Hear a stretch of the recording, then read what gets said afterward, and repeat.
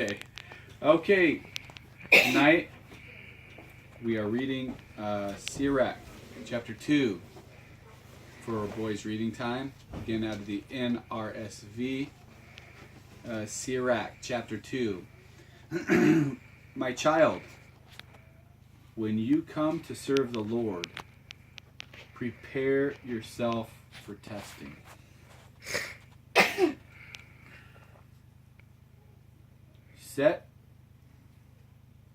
Set your heart right and steadfast, and do not be impious in time of calamity.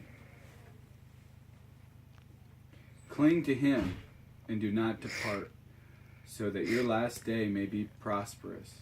Accept whatever befalls you. In times of humiliation, be patient. Oh, hold on, let me read that again. Accept whatever befalls you, and in time of humiliation, be patient. Got a traffic jam there. There we go. That's the one I want. So, here we go. Verse 5. For gold is tested in fire, and those found acceptable in the furnace of humiliation. Let me read that again. For gold is tested in the fire, and those found acceptable in the furnace of humiliation. Trust in him, and he will help you. Make your way straight and hope in him. You who fear the Lord, wait for his mercy. Do not stray, or else you may fall. You who fear the Lord, trust in him, and your reward will not be lost. You who fear in the Lord, hope for good things, for lasting joy and mercy. Consider the generations of old and see. Don't suck in your fingers, bro. Consider the generations of old and see. Has anyone trusted in the Lord and been disappointed? Or has anyone persevered in the fear of the Lord and been forsaken? Or has anyone called upon him and been neglected? For the Lord is compassionate and merciful. He forgives sins and saves in time of distress. Woe to timid hearts and to slack hands, and to the sinner who walks a double path. Woe to the faint-hearted who have no trust, therefore they will have no shelter. Woe to you who have lost your nerve. What will you do when the Lord's reckoning comes? Woohoo. Those who fear the Lord do not disobey his words. Verse 15. Sirach chapter 2, verse 15. Those who fear the Lord do not disobey his words, and those who love him keep his ways. Those who fear the Lord seek to please him, and those who love him are filled with his law. Those who fear the Lord prepare their hearts and humble themselves before him. Let us fall into the hands of the Lord, but not into the hands of mortals. For equal to his majesty is his mercy, and equal to his name are his works. Bless the reading of the word of God. Okay, just two main points that I want to point out. Okay, boys? This is it, number one. My child, when you come to serve the Lord,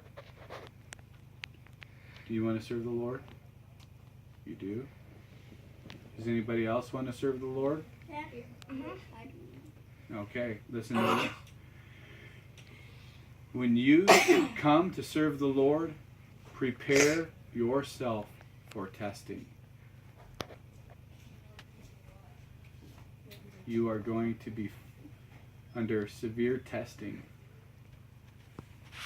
Set your heart right and be steadfast, and do not be impious in the time of calamity. Cling to him and do not depart, so that your last days may be prosperous. Okay, so what he's saying is, just if you give your heart to follow God, there's going to be times of hardship. You're going to suffer, and you're going to be tested. And that reminds me of this. James, you know this passage? You guys have this memorized? James chapter 1? No, we didn't. Okay. Or James chapter 4. Listen to this. My brothers and sisters, whenever you face trials of any kind, consider it nothing but joy, because you know that the testing of your faith produces endurance, and let endurance have its full effect, so that you may be mature and complete, lacking in nothing. If anyone is lacking in wisdom, let him ask of God, who gives to all generously and ungrudgingly, and it will be given to you. Oh, didn't it talk about a double path too? Yeah, it did.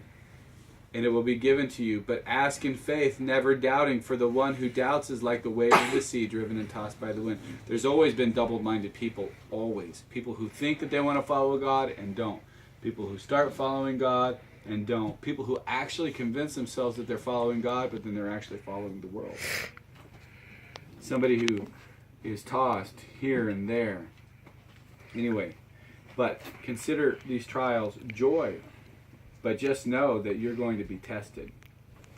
And then this other thought was here. This is so good. Those who fear the Lord do not disobey his words, and those who love him keep his ways. Those who love him keep his ways. You know what John 14 says, guys? You do? Tell me. Well, I can't remember. I'm the way, the truth, and the light. Come to the fire. What me? That's right. Yeah, that's we should sing that song. If you love me, John 14 verses 15. If you love me, keep my commandments.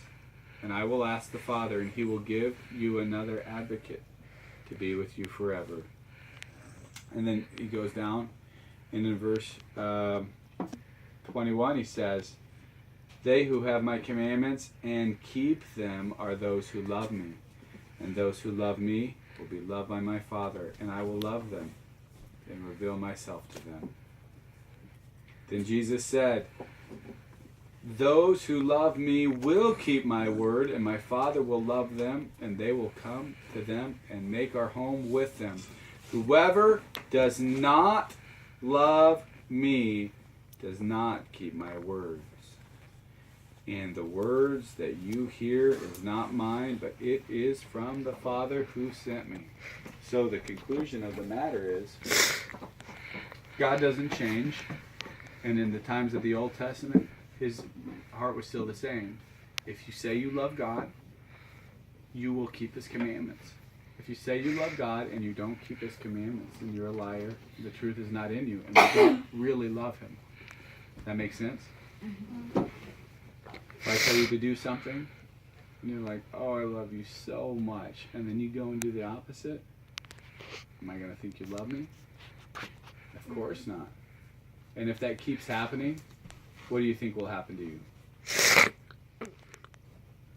Am I just going to be like, oh, Jerry, you know what? I really wish that you would obey me. Is that what I'm going to do? Yeah. Yeah? Is that what I'm going to do? If you keep disobeying me? Nope. No, Tay, what is going to happen? You'll get in trouble. Or There will be a little bit of discomfort. A little bit of discipline. You can, at the end of that passage, you remember that? At the end of the passage, it talks about the greatness of God, His mercy and His love. But later we're going to see that it says in Sirach that the mercy of God is great, but His wrath is equal to His mercy. That's serious. So, okay, do you guys have any questions? Okay. All right. Well, thanks for watching again, another Mitchell's Minutes.